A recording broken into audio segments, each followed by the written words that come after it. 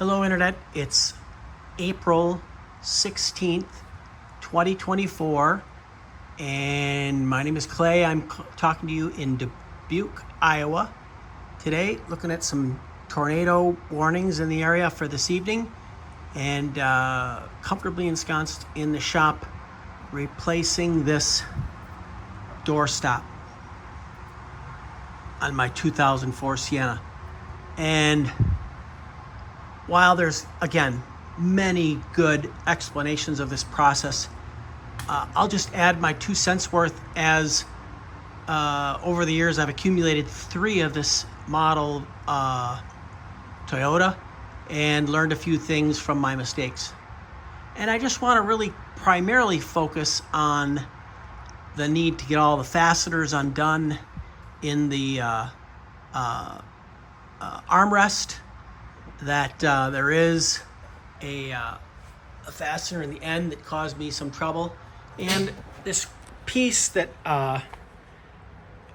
covers the fasteners for the mirror, there's one push in component just like on the bottom of the door here, if you're familiar with those body fasteners. So the whole thing pivots away on the top, and then there's just feet that lock that in place. And frankly, I had to go to the internet to look at a mirror installation video to remember how that was done. But it does, of course, lock the panel in place so it can't get off. Probably more elementary a description is necessary, but there it is. I wanted to focus on what today I took a lot of care doing, which was removing this 10 millimeter machine screw from the door pillar. And at least one of the YouTube creators pointed out that, boy, if that screw fails, you've got a really arduous job. And so what I really wanted to add to your kit was the idea to just allot 30 minutes for this particular part of the job. Put a soldering iron tip, a 100-watt soldering iron tip, right on this face, and come back 3-4 times with penetrating oil just to free that up.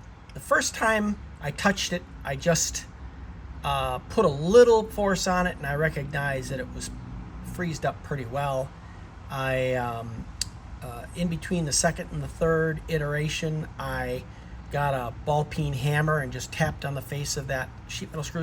In fact, you can see the little silver dots where I melted the paint off of the screw with the, I'll kind of archived all my efforts to get heat running through that screw. But the payoff is that that piece just smoothed its way right out once the penetrating oil had made its way into the threads. So for what it's worth, heat and patience for that door pillar component.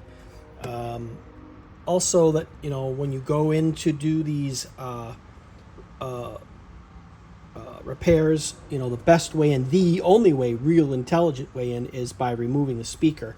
Boy, my audio system is so bad, I just left that 6x9 speaker out. They're all trashed. There was just one other additional area that I wanted to make an observation on, and that was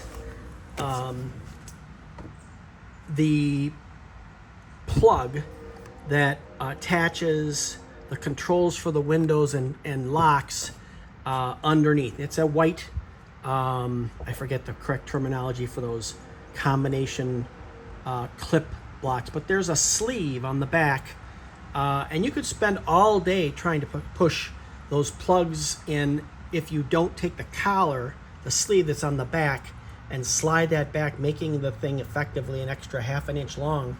It goes down on the plugs, and then you lock that receiver collar, if you will, on the left-hand side in to click it into final position. Pretty sophisticated piece of Japanese engineering. Anyway, that's different than my earlier models, and I learned something from that. So that's all I have to add to the discussion. Really appreciate others putting out information on these procedures from Dubuque, Iowa. Have a great 2024.